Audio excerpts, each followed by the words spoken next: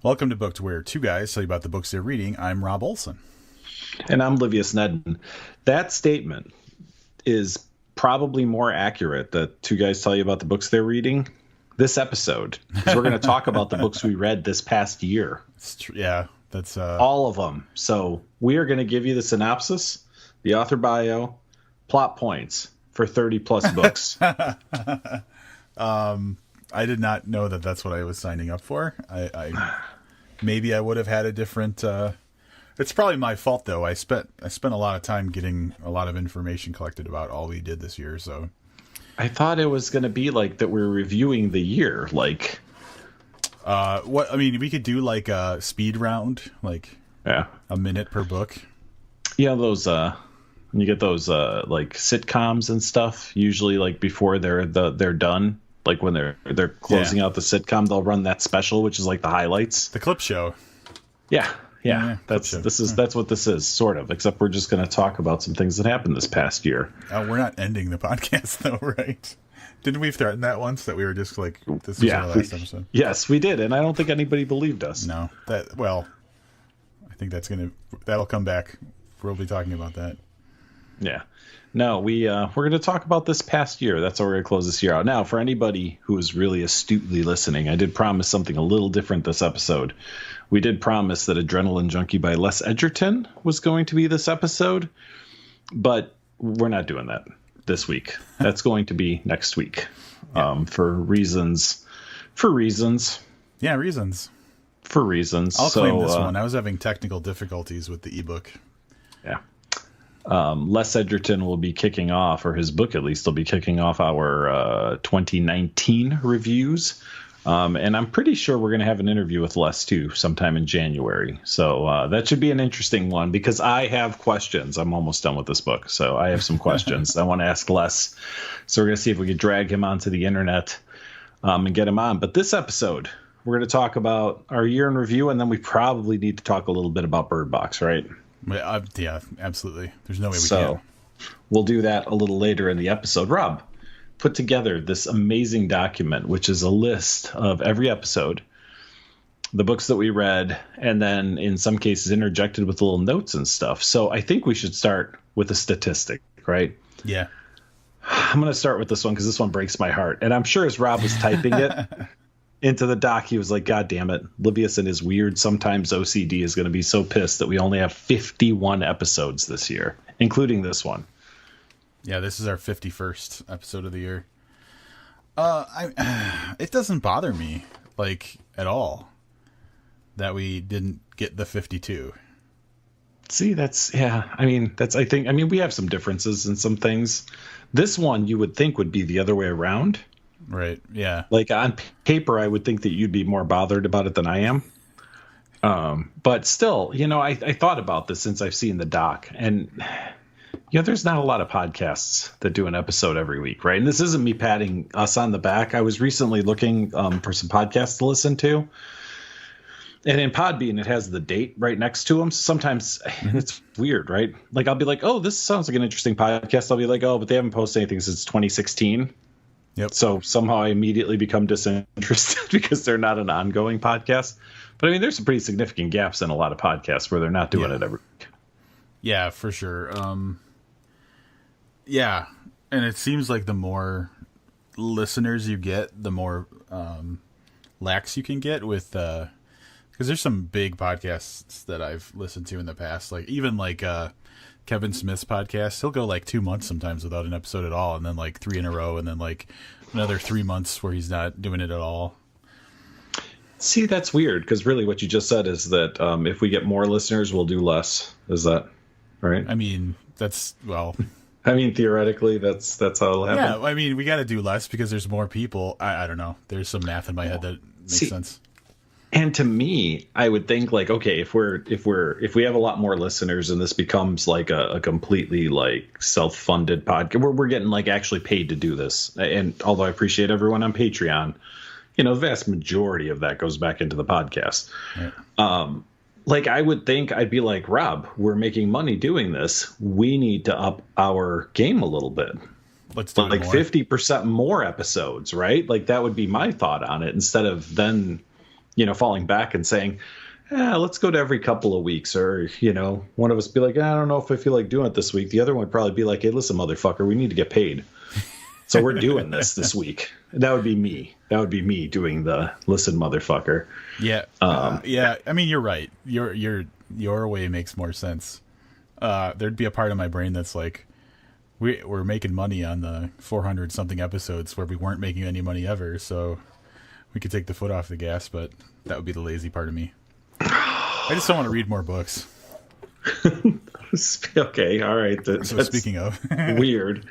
But yeah, 32 books this year, which is, that's got to be tops for the last 3 or 4 years, right? Like we read more books this year. Oh, it's almost like you want me to look at my spreadsheet. I would love for you. And no, and honestly, I feel like this is the most books we've read in probably 3 years would be my guess. Right. 2017, we had 18 books. 2016, 24. 2015, 34. Ah, there you go. So this is the most since 2015.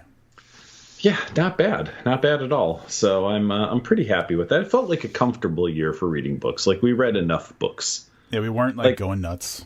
No, and the last couple of years we've both been like, Jesus Christ, we only reviewed so many books. But this coming year, I don't know if we'll get there.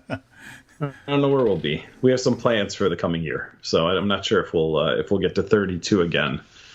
But I appreciate that. So for me, I think that means I probably read like 38 books this year, which is still a little lighter than I'd like to be. But I feel like I was reading quite a bit.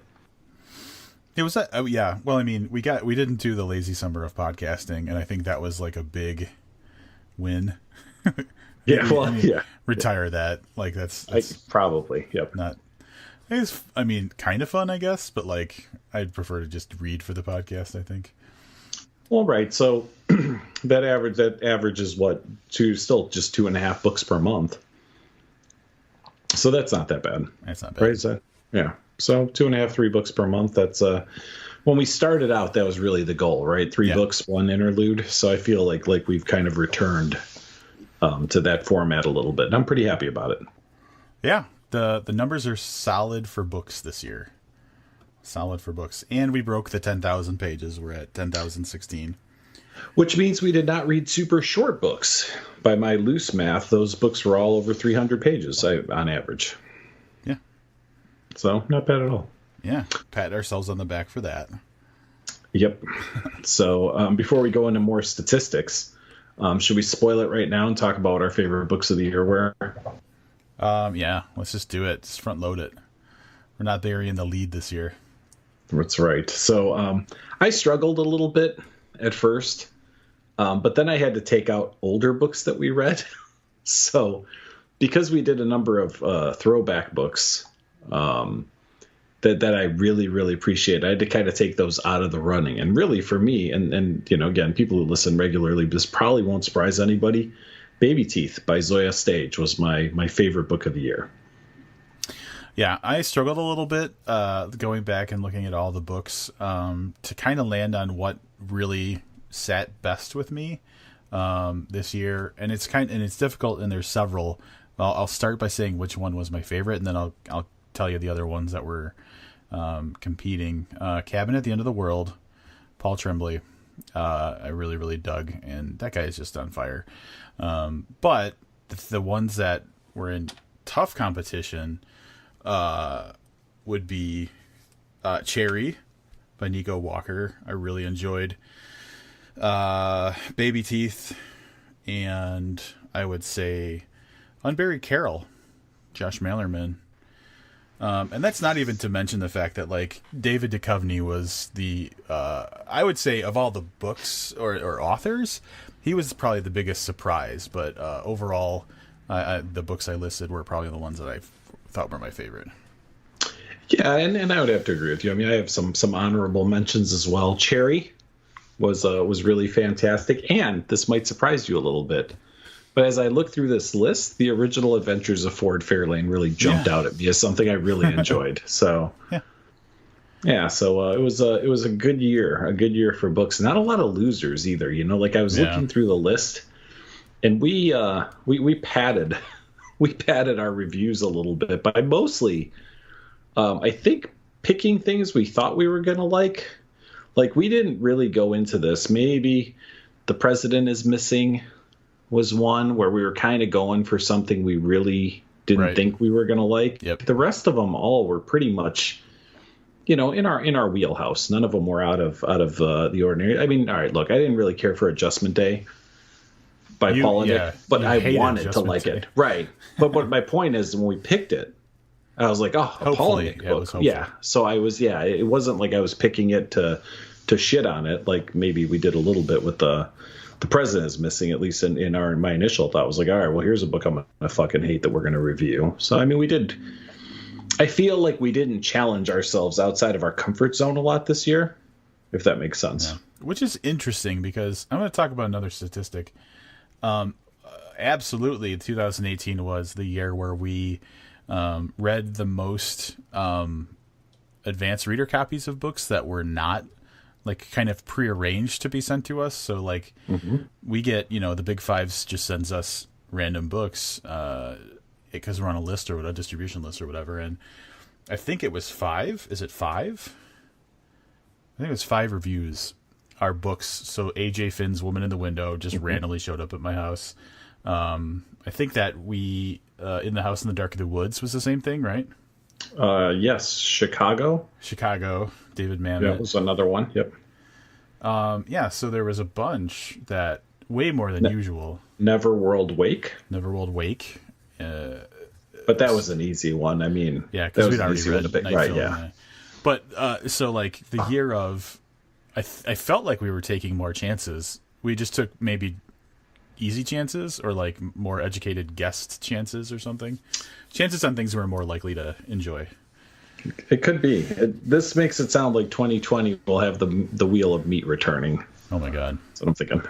I don't know about that. So yeah, happy to be taking a trip down Arc Lane. But then there was, that another one would be that Residence book, The Brick Eaters.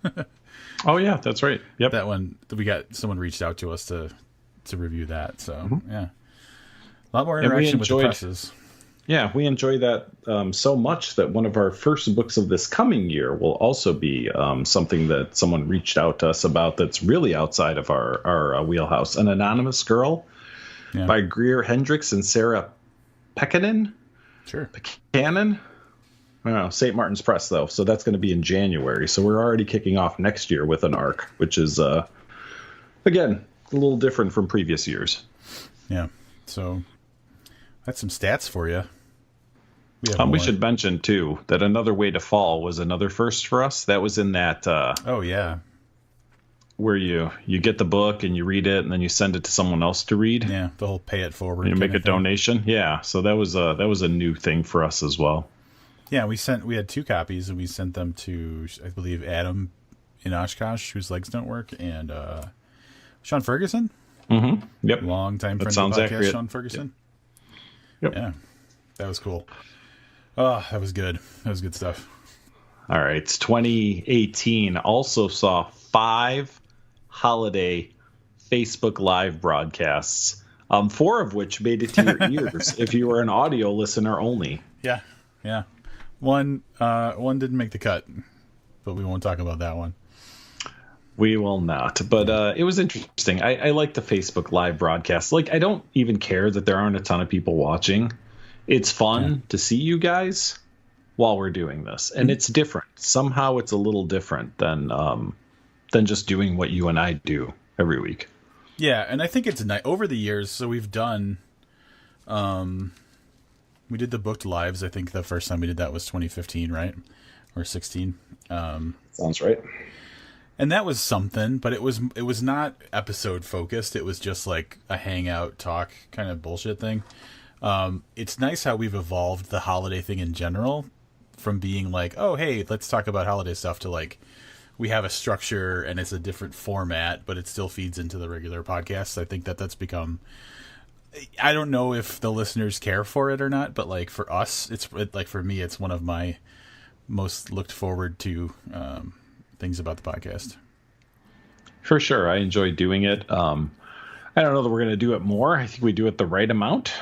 Does that make sense? Yeah. Like 5 per year sounds like a good number. But yeah, it's definitely something different, and it's nice to have other people on. So, obviously 45 episodes or whatever, me and Rob, occasionally we have an interview, but with the exception of Seth Harwood earlier this year, I feel like the other ones are like interviews. Yep. So it's really you and I against the other person, if that makes sense. Right. Not in a combative way, but and the episode we had with Harwood and Nick Corpin to some extent, I think felt more like a third person hanging out. Right. Than the interrogation that was the other couple of interviews that we did this year. So it's a little different. Like the holiday episodes are a lot more of a structured hangout, I guess is probably the best way to say it. Yeah. Yep. Yeah, they're a lot of fun, and I get consistent feedback that interlude episodes are like always a positive. Like we have a solid group of people who enjoy the interlude episodes because it's those motherfuckers that don't read. Yeah, it's those stupid non-readers. We love you because no, but it's because it's for that reason. Like some people are turned off by the fact that we're talking about a book they haven't read, and we act a little bit different in an interlude. It's because we're never fucking preprepared. We don't know what we're going to talk about. That's what it is. Maybe we need to loosen up if that's what people are liking. Yeah. Speaking of interludes, we had 9 interlude episodes this year. I think 4 of them were in December, is what it feels like. Yeah, yes. But I don't think I counted the holiday ones in that. Right. Mm-hmm. So that's not, whatever. Yeah, mathematically, we could probably figure this out, right? So 9 interlude episodes and 5 holiday episodes is 14, plus 4 interviews is 18. 18 plus 32 is 50. That means there was one episode where we didn't. Well, I was just throwing that to you. I was going to mathematically give that to you so you could be impressive. But yes, we reviewed another movie, something we've done 4 times now, I think. Oh God, I don't even remember what other movies we talked about. Well, 31. Oh yeah, the Rob Zombie movie 31. Yep. The other Rob Zombie movie, Lords of Salem. Lords of Salem. And then we talked about.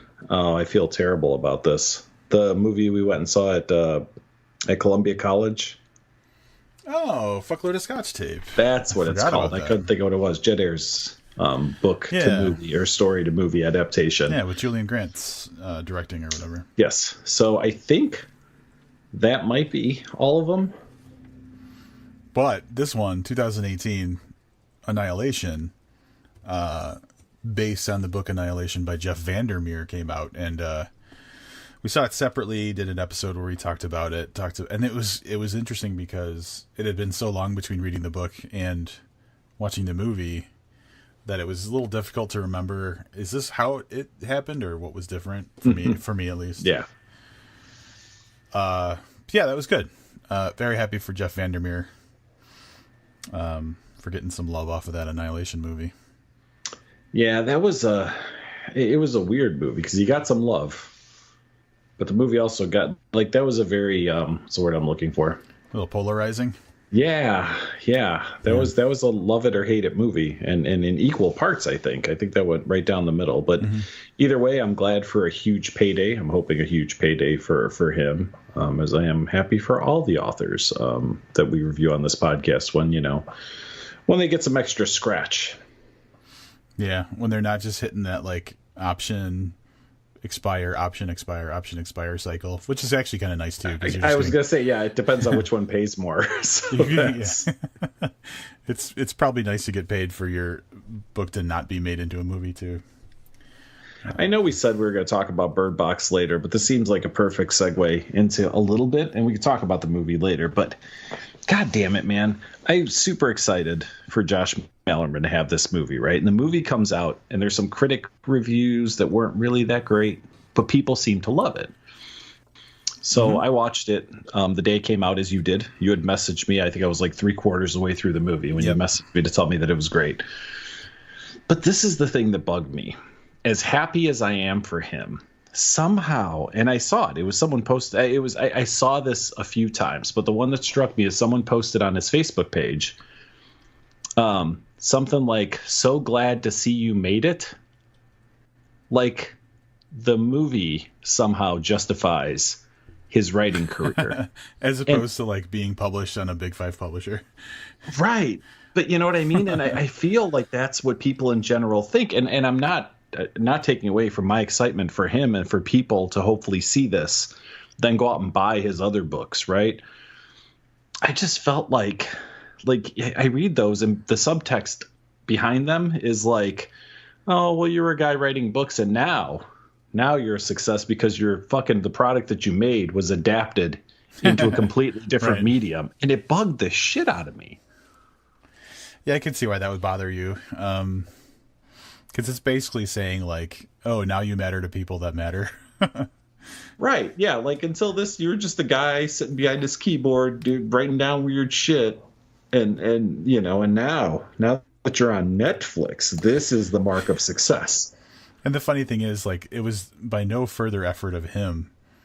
Like he still just wrote the book. Someone else did all the other work. But Yeah. So. Yeah, I hear you. But at the same time, like this, regardless of how like probably unintentionally petty people are sounding, like this kicks some doors open, I think. Oh, for sure. And look, Palahniuk became a household name because of Brad Pitt and Fight Club. Yep. That's how so again, I'm not, and I'm super excited for any of you. Frank Bill's got a movie coming out in wider distribution, right, in the next couple of months. Yep. Super excited for him. I just hate that somebody thinks that's the mark of success. Yeah. I mean, it is if you're a screenwriter or a director or an actor, for sure. You know what I mean? But nobody looks at an actor who writes a book, not to segue into David Duchovny, and says, buddy, now you made it. Now you're creating your own content as opposed to acting out somebody else's. That actually, now that you say that, I was scrolling through Facebook and I saw Josh Mailer had been tagged in somebody's posts, and I wish I could. I know I'm not going to be able to summon it quickly, but it was something not super negative, but kinda like either lukewarm or judgmental or something about the Bird Box movie, and I don't understand this at all. He comments on his own post saying, "Ooh, didn't realize Josh Malerman wrote this. Hey, congratulations," or something like that. Oh, Jesus. And I was like, well, you want to talk about poor form? He basically like said something negative about the movie and then tagged the author of the book in a congratulatory. So that's kind of what you're talking about. Yeah, a little bit. Yeah. It was. Yeah. So I think people right now are struggling with the sudden like phenomenon that is Bird Box, because it is exploding on social media in we might as well just talk about. Do you want? Yeah, no, absolutely. In weird ways, right? Yeah. It's very memed. Like there's some viral videos of people talking about Bird Box, and I see lots of memes. The memes are everywhere. Yeah, and everybody's talking about it. I mean, if you could project that it was going to be successful, the leap to meme is not hard when you've got someone running around with a blindfold through half the movie. Yeah. Like that lends itself to memes a lot. Yeah, memeable for sure. Right. Yeah, it's just an issue of, is it big enough for people to get what it is? And clearly, straight to Netflix, which is, let's face it, right? Like that's nobody's dream, right? Like a director they want their movie out in movie theaters everywhere for 7 or 8 weeks for sure, right? So this had a minor theatrical release, but this may be the one that proves that straight to Netflix is an okay way to get a ton of fucking people to see your movie. The movie has to be really good though, and this one for sure was.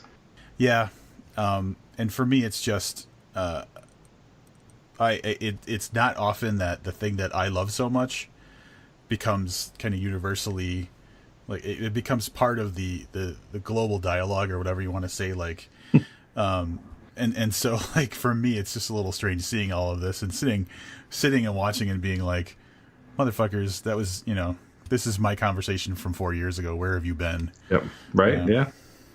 Well, that's what it took, and that's the sad part. Now we know that Josh made it because movie. Yeah. So, do you have any thoughts on the movie itself? Since we're in it now. Yeah, we might as well just we might as well just do this. I thought it was great. I having read the book, obviously, I was very cautious about whether I was going to like this or not. And then Livius kind of showed me, like you mentioned before, you showed me some of the early reviews from critics and stuff, and it was not bad, but it wasn't like a runaway success as far as like the numbers looked. So I was a little bit cautious about getting too excited about it. But god damn, man, like even like 10 minutes into the movie, I was like, this is going to be amazing. And a couple of the things that I particularly appreciated, without getting into spoilers or anything, was it found a way to maintain that tension, that like kind of page turner kind of feeling I got from the book. You were constantly like had a little bit of an anxiety throughout the entire story, the entire movie. And that was like one of the things that I thought was pivotal to making the book so powerful, was that you were always on edge, and they did it. And that was probably the thing that I thought I was the most thankful for, was that. I was really impressed with Sandra Bullock. Oh yeah. I've never been like a big fan of hers. I thought she was adorable in Speed, 20 something years, you know what I mean? And like, she's done other stuff. I've just never been like a big fan.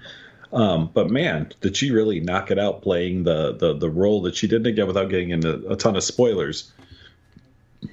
She was not just that she was a badass, but how flawed she was as a character and how well she portrayed that on screen was really terrific. Tremendous job by her. And those kids. The kids did a really good job too. Yes. So it's very, very impressive, adorable kids in that movie. Yeah. As far as Sandra Bullock goes, the thing that I liked about it was like, in every interaction that she had with any character, her performance reinforced how we felt about her character.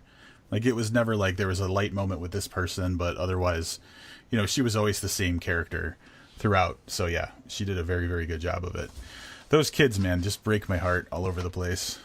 You cried like a little bitch, didn't you? I cried so much during this movie. I cried so much, especially like the last the last kind of the final moments, Mm-hmm. The final action. I'm trying to say it without saying what happened. Sure. But, Yeah.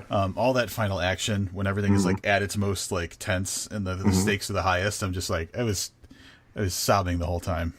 Yeah, I did sob. I did get pretty fucking teary-eyed though in a couple of parts, and then they were all like thanks to Sandra Bullock. Quite honestly, I think that her performance is really, really what brought that out. So, well, the kids nailed me at one point for sure, and yeah, but even the weird thing is like the sadness for me carried on after the movie was over.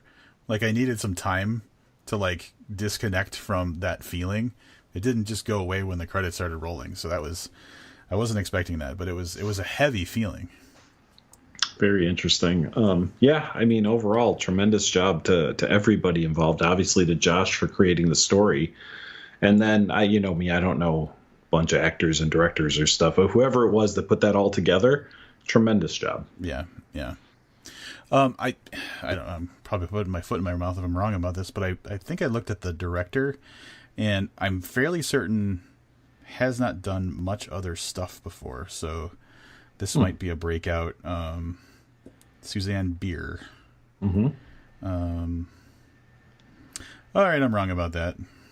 She's done a ton of stuff, so my bad. Any stuff that like is recognizable, or Bird Box. I know that one. I saw that one. I'll let you know if I find another title that I recognize. Not really. Lots of credits, lots of stuff, but nothing I recognize. So yeah, you were saying it's weird for the rest of the world to be on the same page as you. Yeah. Think about how I feel, man. Like, I'm half watching anime and Korean dramas and like French crime shows.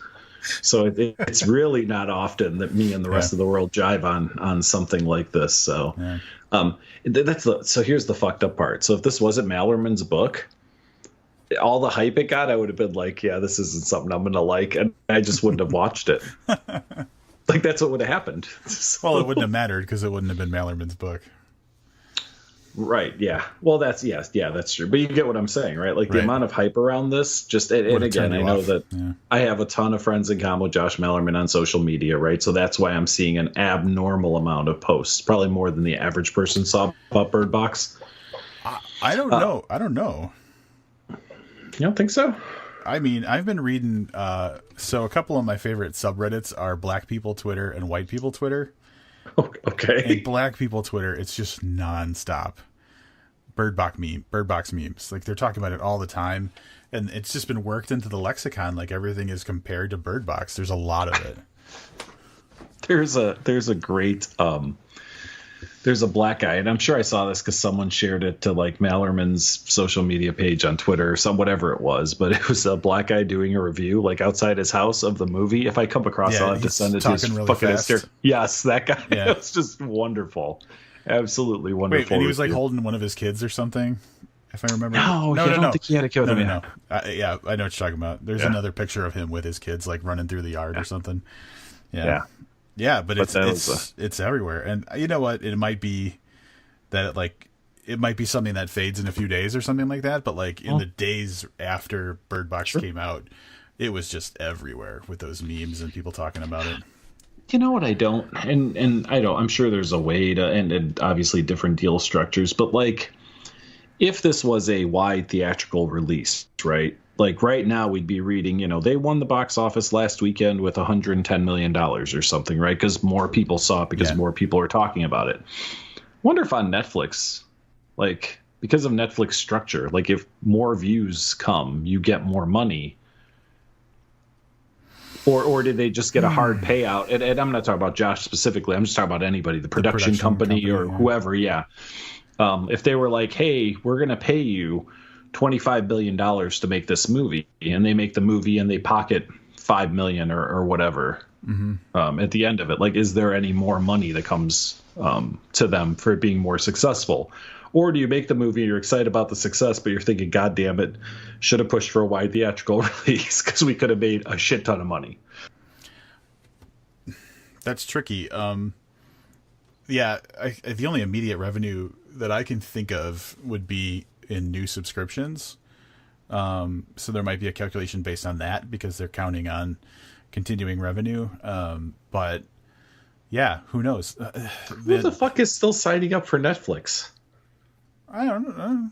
There's people, right? No, everybody already has it or is using someone else's password. When have you said to someone, oh, it's on Netflix, and they were like, oh, I don't have Netflix? Just think about that for a second. You might as well say it's on ABC. Jesse doesn't have Netflix. Fucking Jesse. How is someone not giving Jesse their password? I'd give him mine, but like 6 different people are using it already. I don't know, but all right. Well, thanks for being so aggressively shooting down that thought. Sorry, it's just a weird, like, I don't know. I just feel like it's ubiquitous now. Like, let's just. All right. Well, I guess so. I guess my amended answer is I have no idea. There you go. Yeah. Now, if you said Hulu, because I tell people it's on Hulu, and you could just see like their shoulders slump when I tell them about something great, and I'm like, oh, it's on Hulu, and they're like, oh. For me, it's Amazon Prime. If you tell me something's on Amazon Prime, you may as well say you have to travel to another dimension to watch this because it'll never get watched by me. I've started watching more stuff on Amazon Prime, and I know we're completely off track now, but let me give a shout out to the producers of The Marvelous Mrs. Maisel, which I thought was really well done. I just watched season 2 of that like 2 weeks ago or whatever when it came out. That's something that people are talking about, and I'm like, I'm never gonna watch. Someone's like, you got to check out Man in the High Castle, and I'm like, that's never gonna happen because it's in an alternate world where Rob doesn't have Amazon Prime. So the weird thing is, it used to be like someone was talking about a movie and you'd be like, oh, I'll wait to rent it on DVD, or a TV show, and then you'd be like, oh, well, that's going to be on Netflix eventually, so I'll catch it then. The problem is when it starts on Netflix or Amazon Prime, where does it go? That's it. That's the only that's the end result. Versus before, we always had like a secondary market to wait for. Now, if it's an Amazon original, the only way to see it is an Amazon subscription or Netflix. It'll make it to stores like iTunes has Amazon Prime shows and stuff. Oh, but you got to interesting. buy Okay. them. I was surprised. See, I mean, I guess it's a revenue stream for them, but I thought they would do that thing where you could only buy it from them. No, it's licensing like anything else. Yeah. So they're Yeah. just trying to reach. Maybe, I mean, I don't. I mean, this is the most boring fucking conversation in a year in review we've ever had. But like, maybe selling it on other stores gets them to get new customers, new subscription. You gonna yell at me because I No, said no. new subscriptions? No. It is the same thing, though. I saw a thing that said that Amazon has, tens of millions of new subscriptions this holiday season for Prime, and it was kind of the same thing. I was like, who the fuck already doesn't have Prime? Me. Yeah. Rob, what is this anti-Amazon thing? I mean, well, it would get even more boring if we talked about that. But like, if you want to talk about, so in a nutshell, Amazon is everything they build, everything they make, everything they create is 100% focused on selling you things and getting you to shop. Remember, they made a phone. Yeah. I know, That phone was 100% focused on making it as easy as possible for you to buy things. Okay. I'm with you. I'm not disagreeing. So I'm just waiting for. So I don't want that. Oh, okay. All right. That's fair. I mean, as a company, I understand why they do that, and I think they do a pretty good job. I mean, don't get me wrong. I don't. Amazon is not without its problems, but I mean, yeah, as a business model, it's hard to argue with. They're taking over the world. I mean, I don't like that. I don't like it. They're using your private data, blah, blah, blah. I'm going to put... Hang on. You hear that crinkling? It's my tinfoil hat. Well, they're finally making peace, because the weirdest thing. So, and then we'll drop this boring ass discussion. But the weirdest thing was like their constant fights with Apple and Google. So they just started selling, I guess, iPads and iPhones like last month. Mm-hmm. They still have a beef with Google, where they wouldn't sell Google Chromecasts on Amazon, which is the Google streaming device. So then Google said, well, you can't have YouTube on any of your Amazon Fire TVs then. So they shut down like the YouTube stream. Hell yeah. This petty fight between these guys. But it sounds like they've made their peace with Google, and now they're selling Apple products. So Yep. I'm guessing that there's enough money. I know that and then Google and Apple finally made some kind of deal, something about Chrome on, I don't know, about Chrome, using Google as a default search engine or something on Safari or something like that. So now it's we have three companies that control everything to now they're all working together, and I can't see this being a great thing for any of us. Yeah. So, but back to our year in review. So in 2018... Well, all these things we talked about happened in 2018. You are absolutely right. Yep. I will tell you that there was a part of me that was like, do we just talk about the outside world too? Or do we just keep it to what happened in the podcast? So this is the extent of the research I did for the outside world. I have the Wikipedia article for the year 2018 pulled up on my computer. Interesting. We might have to dip into that if we go short on this. I don't think we're going to go short. No, we're not gonna, but it's ready. I got it ready to go. So we already talked about, we mentioned it all a little bit, but we did have 4 interviews. 2 of them were what do we call them? A night with, a conversation with? I think it was an evening with. An evening with Seth Harwood and Nick Corpin, longtime friends of the podcast, both of them. You should probably plan on hearing Seth again sometime in business speak. This is behind the scenes stuff, sometime in Q1 of 2019. We'll likely have Seth Harwood on again. And those were kind of lighthearted discussion, kind of peer-to-peer kind of things. But then we did 2 full-out, like, hard-boiled interviews. And I'll let Rob talk about those. Yeah. So as Livius mentioned, one of his absolute favorite book of 2018 being Baby Teeth, we got to talk to Zoya Stage about the book, and that was cool because she kind of came out of hype from the book, is how we've discovered her, right? Like, you just saw she's blowing up the charts, and you're like, hey, let's check this out. We ended up loving the book, and I think, if I remember correctly, we are the first podcast she ever made an appearance on. Yes. And so Her we words. basically, we ruined the experience for all, because it's never going to be as good on the other podcast she's going to go on, right? Yeah, here's the whole thing. She probably got like a podcast request like the day after our episode came out, right? Mm-hmm. And she went on there and they were like, so your book, Baby Teeth, is this about children under the age of 3, or is it when they're kind of moving away from their baby teeth into adult teeth? Right. Is probably what the questions were like. So she thought she was gonna get on with guys who reviewed the book and really had like some questions, and yeah. Right. And it ended up being those softball morning television show questions like, so before you were a writer, you weren't a writer. Tell us about that. Like that kind of garbage. Yep. Yeah. So it was so cool talking to Zoya and learning more about what inspired a very unique book. And then we had another interview. Did we already tell the story of how we got this interview? We should talk about it again. So David Duchovny, and we reviewed Miss Subways in May, and in the review for Miss Subways, we said, and I don't know what inspired, was it you or me that said it? Doesn't matter. We said, hey, David, if you want to talk to us about the book, email us, bookpodcast@gmail.com. And never thinking ever that was going to work. Nope. Cut to, I'm driving to Austin with Ryan, the former marketing intern.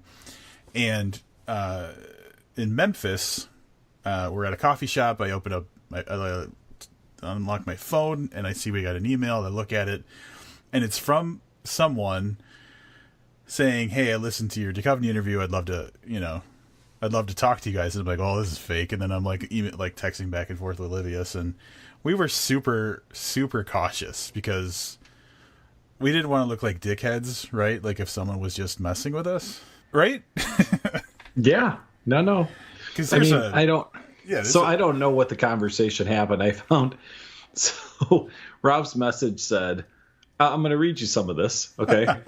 So Rob, and I'll just say his name and then what he said. And then, so Rob, either we're being pranked or we just got an email from David Duchovny. So, there's a like 2-minute gap because that has to be me reading this, finding the email.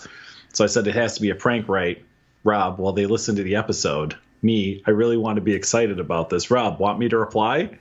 Me, yes, but in a way that doesn't make us look stupid if we're being pranked. And I mean, this goes on and on for like 2 days. Yeah. It was wild. And it ended up being him. And even in the email correspondence with him, it was fun. And like, I could tell this was going to be kind of a chill interview. So we set it up and it happens. And the guy was just really cool to talk to. Yeah. It's funny because I just name dropped him last week. Sometime I was talking to, I'd say, acquaintances, and someone said something about the X-Files. I can't help it. I can't help it. I'm like, I interviewed David Duchovny just a few months ago. And they're like, what? I'm like, yeah. It was he's not the best known author we've had on. So I tell people, I'm like, he's definitely the most recognizable name we've had on the podcast. Right. But I mean, we've had bigger authors because let's face it, I like David's books a lot, but he's not like knocking down the New York Times bestseller list with them. Sure. But yeah, what an interesting guy, though. That's the thing. Like, I was really excited to interview David Duchovny, but through the course of that interview, when I listened to it subsequently, I was, again, I didn't have like low expectations, but I didn't expect what we got, which was a super bright and engaging guy who could talk for an hour and not be boring for like 5 seconds of it. So it was a tremendous interview and definitely a feather in the collective book cap. Yeah, honestly, like with pretty much all interviews, this happens to me, but like this one especially, like before an interview, there's just a part of me that just wants nothing to do with it, like because of all the things that could go wrong. Like it could just be a shitty interview and then it'll be a waste of time. Like my mind goes into this like negative space, and it's amplified by the fact that this is like a household name that we were getting ready to talk to. So like leading up to the Duchovny interview, I wanted to be as thorough as possible as far as like preparing for it, but at the same time, I expected it to be a goddamn train wreck. Because like if I was too excited and it ended up being a train wreck, it would be super disappointing. But yeah, blew away my expectations. And it, you get that feeling like this guy's doing us a favor coming on the podcast, and it wasn't. He was just genuinely interested in having a conversation with us. And so my very, very low expectations were completely blown away. And he's just a interesting dude. Yeah. See, Rob had expectations, and I was like, there's no way this is him. That time is going to come and go. The phone's not going to ring. It's never going to happen. And then like 2 minutes after our scheduled time, a little Skype call thing comes up with a phone call. And I was like, oh, crap. Like, oh, shit, now we got to talk to David Duchovny. No, like more of a I like in my mind, I had convinced myself that this isn't going to happen. This is bullshit. Someone's going to get a good laugh at our expense. And it would have been a good laugh. It should have been a good laugh. I mean, really, there was a handful of people that knew this was even possibly going to happen. We didn't promote it on the show. Friends and family knew that this was a possibility because, quite honestly, I was frankly too embarrassed of being pranked to tell anybody. Yeah, I was kind of in the same boat. Yeah, it was a very tumultuous week or two while this all played out. Yep, absolutely. But it's done. It's done. And maybe we only had 4 interviews this year, 4 guests, like regular guests, not permanent guests or permanent staff, right? But God damn it, man. They were 4 really great ones. They were towering giants, yeah. For sure. We did have... is it all we want to say about that? Can I transition to something else? For sure.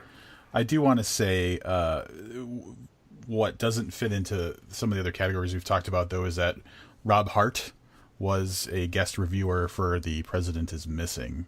Our other guest reviewers were either Jesse or Misty, but Rob Hart helped us review that Patterson book specifically because he has co-authored with Patterson, and so that was a unique perspective to have on the situation. But then he stuck around to talk about his upcoming book Warehouse, it's gonna be another thing. It's gonna be the next Bird Box because it's already, even before it's been published, it's already picked up by a major production company or whatever. It's going to be interesting to see because I feel like Inspection by Josh Mallerman and The Warehouse are going to cover the same ground, I think. I get the feeling that both of them are going to be playing in the same field. So it'll be interesting to compare and contrast those two. For sure. Yeah. So. Rob's fun. Glad we had him on. We should find excuses to. I think an evening with Rob Hart would be great too. Just like when we're not talking about something he's promoting, because that guy is a lot of fun to talk to. Oh, absolutely, and you're right. Having his perspective from having collaborated with James Patterson on a book was terrific stuff. Just terrific stuff. So, that guy's definitely making a name for himself and a fun guest to have. And we, I kind of mentioned it earlier, but we're looking to do a little more of that this year. I have been reinvigorated by the guests that we had in 2018 to not so quickly swear off guests in 2019, which in previous years we've been like, we got to cut down the number of interviews we do. So I'm reinvigorated in talking to people, as if it's an evening with, or if it's straight up interviews. I'm happy to do more of both this year. All right. So I kind of mentioned a moment ago when I was trying to shoehorn Rob Hart into our discussion, that the other guest reviews and stuff had been Jesse and Misty. So I have a statistic specifically for them. Each of them has appeared. Jesse has appeared in 8 episodes in 2018, and Misty in 7 episodes in 2018, which is crazy. They're in 6 together, and then they each had their Patreon pick that they had, and then Jesse also helped us review the Twin Peaks Final Dossier. So he was one more than Misty, but that's a lot of Jesse and Misty. Like they are permanent co-hosts, or what do we call them? Permanent staff. And they're putting in the time, man. Can you imagine you don't have a podcast and you appear in 8 episodes in a year? Yeah, no shit. I mean, I'm glad to see though that our patriarchal Sure. Right approach is still working, and that we had Jesse on more than Misty. Yeah. So Yeah. Well, if she liked Twin Peaks, she could have been she could have been. Yep. But no, Misty is not a Twin Peaks person. Yeah, I love those guys, and it's super fun to have them on. It gives Rob and I are like the old married couple that are, like we love each other. But sometimes it's just too much of just us. Yeah. You got to find that extra person to throw in the bedroom just to spice things up a little bit. Is that what old married couples do? They just bring another person home? I have no fucking idea, but I'd like to think that's the case. It's getting spicy. And that makes my analogy a little more accurate if we believe that to be true. Here's the thing about them. Over the years, they've appeared on a lot of episodes. I mean, I would guess that, 25 maybe total over the years.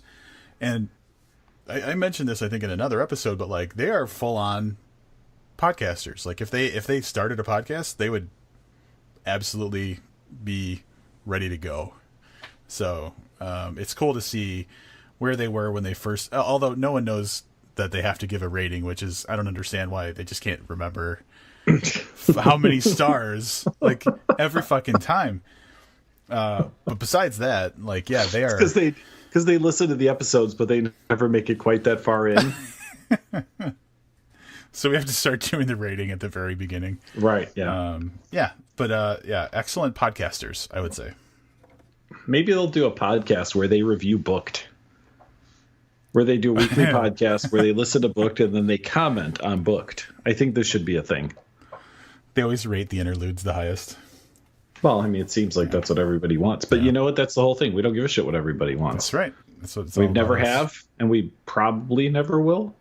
Well, money will probably change that, but money will likely change that. Yeah. So thank you, Jesse and Misty. Special shout out to the two of you for sticking with us and for adding valuable fun to our experiences, to our episodes. We love you guys. We really do. Like an old married couple. Like an old married couple that's getting a little bored. We love you guys. And you know who else we love, Rob, before we close this out? Who's that? The people that make this podcast possible. Oh, yeah. So Patreon, I was thinking about this the other day. Patreon seems like a very new thing, but we've been on Patreon since 2014. It's been 4 years. Yeah.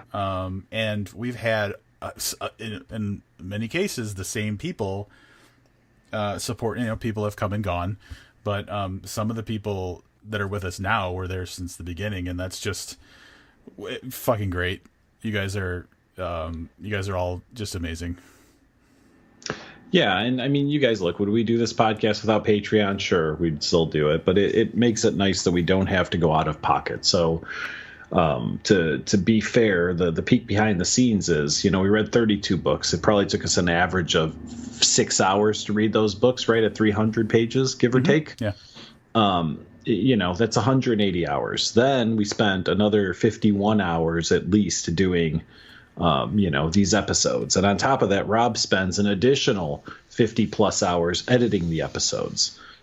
And on top of that, it's a little bit of financial stuff. Sometimes we have to buy books. We have to pay for hosting our podcast. We have other bills that come up due to that. You guys give us the ability to do that without having to go out of pocket, which is super, super wonderful. Money that we have left over has gone to us going to StokerCon. Probably we'll pay for some of StokerCon next year, so we get to do some cool stuff then. But then we try to bring you some content from that too, which we hope to do again. So really, yes, at some point it would be great if this was our full-time job and we were pulling in $10K a month like some Patreon creators. But it's terrific that you guys give us the ability to do this without digging into our pockets for it. So for that, thank you very, very much. Yeah, and I think it also inspires us to do stuff that we otherwise wouldn't really put energy into. And I know that sounded negative, kind of, but like we never cared about mugs before.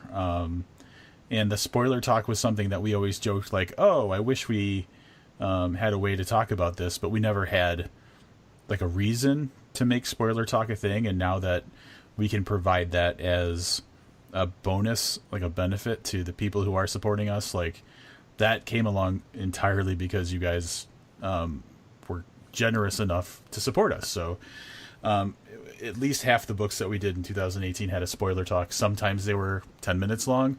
I think the longest was 45 or 50 minutes. Is that Demon Theory? That was Demon Theory. Yeah. So hopefully you appreciate that. And we're always looking for some cool stuff to do for our patrons. So if anybody is like, man, I need more for this $1 I'm giving you a month, you know, we are open to trying different things. But the overall message is like, we love you and we really appreciate all that you're doing for us. For sure. And another year goes by, and I still don't know the words to Auld Lang Syne. Am I even saying that right? I think it's Sign. I don't know. Sign? Yeah, whatever. But, I don't know. Yeah, that's it, man. 2018, done deal. 2018, done deal. Do you want to do a little... We did a little sneak peek at January, but, like, do we have anything really 2019? I mean, we have StokerCon. So, StokerCon's in May. In I was trying to think of a good adjective for Grand Rapids, Michigan, and I couldn't, so maybe that's the adjective, like in Grand Rapids, Michigan, which is cool because Josh Mallerman's going to be there, and we've never met him in person, so I'm very much looking forward to that. Along with other people, there's going to be a gaggle of people that it's going to be. Is John Taft going to be there? He is going to be there. Yeah. I do have to call back, though, to our original discussion about this, where I said, if you get us Robert McCammon, I'm totally in. Am I still on the hook for that? Oh, yeah, for sure. All right. So you better get on the horn with Josh Mallerman and make that happen. I know you've got a direct line that you can use. So yeah, I put it. It's a red phone. I just pick it up. It doesn't even dial a number. It's just it just rings at the Mallerman residence. Yeah. Sometimes Allison picks up. That's okay. Yeah. It happens. So this is like the Robin to his Batman. Yeah. But yeah, so we've got that coming up. And then again, we mentioned a couple of the books that we're going to be reading. There are some other things in the works as far as reviews and interviews go, as we've been kind of talking to people. I'm not going to give too much away because I don't know what's actually going to come of any of it. But yeah, I mean, we've already started plotting out stuff for next year. And I, for one, am very excited. Because Rob is going to make it so that we can bring you an interview with Robert McCammon. In the event that you don't know who Robert McCammon is, I was enjoying Robert McCammon stuff when I was a teenager, and he's still putting out great books today. So holy shit. Very excited. Yeah, very, very excited to meet and speak with Robert McCammon. So that's probably my looking forward. That's my highlight of 2019. And I think our next holiday episode is what, the Ides of March. And a booked prom. Do you remember this from the holiday episode? I do. I do. We're gonna have a booked prom as a holiday episode. I don't know if everybody was just drunk and like they don't remember, but like I'm re-listening to this. The idea was mine, and it was fucking brilliant. So booked prom. Booked prom coming up in June of this year. Yep. So lots to look forward to.